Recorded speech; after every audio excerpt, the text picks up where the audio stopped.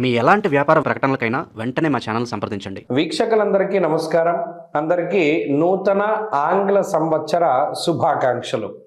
మకర రాశి వారికి 2026వ సంవత్సరం జనవరి నెల ఫలితాలని మనం చూస్తే మధ్యస్థంగా ఉన్నాయి. కారణం ఏంటి అంటే ఇక్కడ దీర్ఘ సంచార గ్రహాలను పరిశీలన చేద్దాం.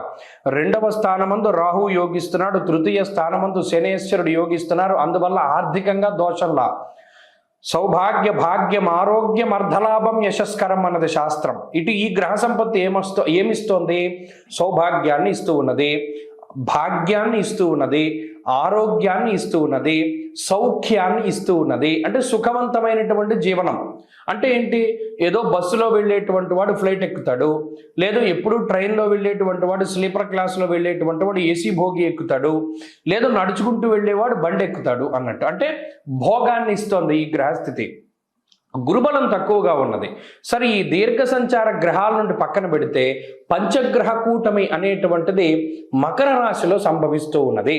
మరి ఈ పంచగ్రహ కూటమి వల్ల జనవరి నెలలో మకర రాశి వారికి ఏంటయ్యా అంటే శారీరక శ్రమ, దేహార్తి చిత్త సంతాప కాలాతిక్రమ భోజనం అన్నది శాస్త్రం.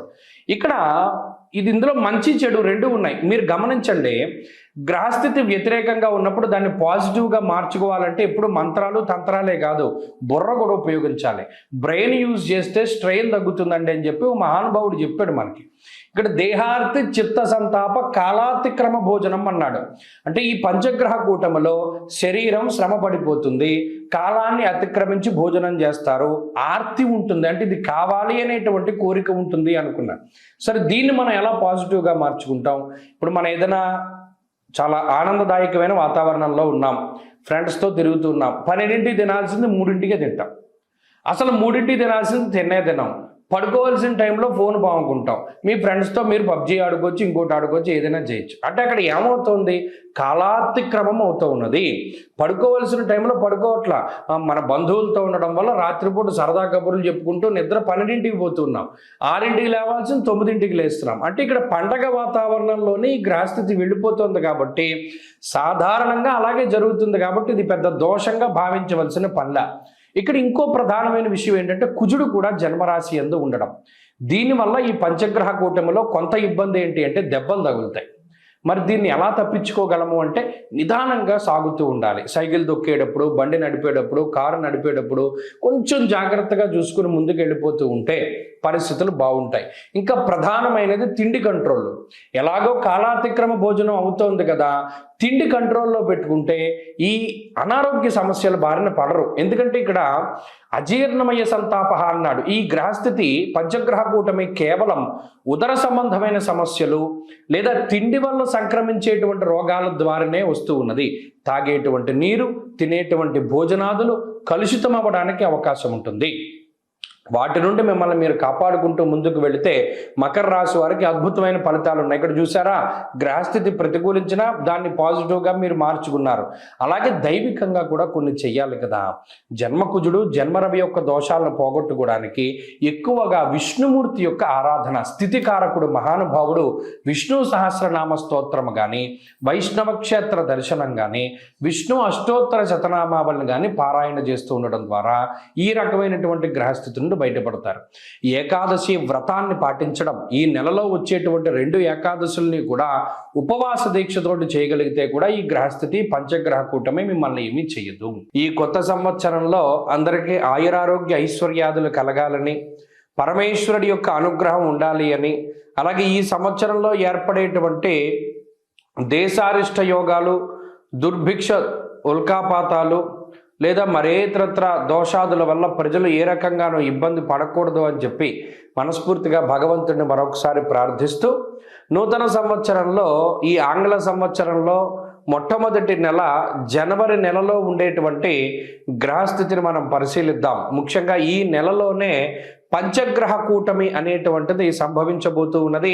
దానికి సంబంధించినటువంటి ప్రభావాలను సైతం మనం విశ్లేషణ చేసుకుందాం. దానికన్నా ముందు సంక్రాంతి ఎప్పుడు చేసుకోవాలి అనేటువంటి దాని మీద కొంతమందికి సందిగ్ధత ఉన్నది.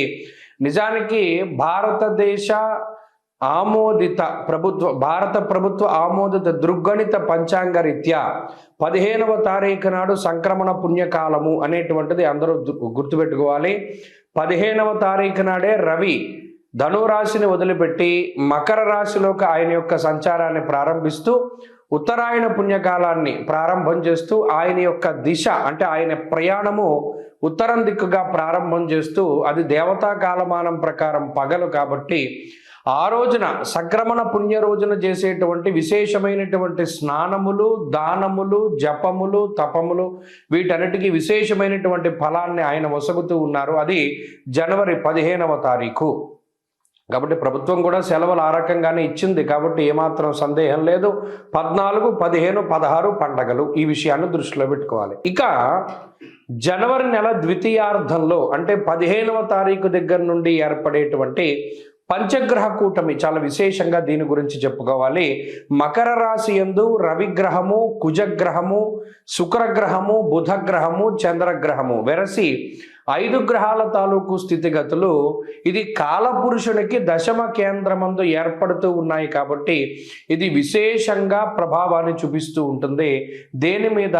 వృత్తి, ఉద్యోగ, వ్యాపార, వ్యవహార, వ్యవసాయాదులపైన దీని యొక్క ప్రభావం ఉండబోతూ ఉన్నది.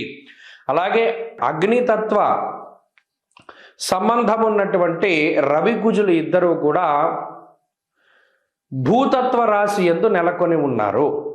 ఇక్కడ గమనించండి, ఇక్కడ మకరం భూతత్వ రాశి, ఆ రాశి యందు అగ్ని సంబంధమైన గ్రహాలు అంటే రవి కానీ కుజుడు కానీ ఉండడం వల్ల ఇది అకారణమైనటువంటి ఎండలను కూడా సూచిస్తుంది. ఈ విషయాన్ని కూడా దృష్టిలో పెట్టుకోవాలి. అలాగే రాజకీయపరమైనటువంటి విషయాలు కొంచెం ఆసక్తిని కలగజేస్తాయి.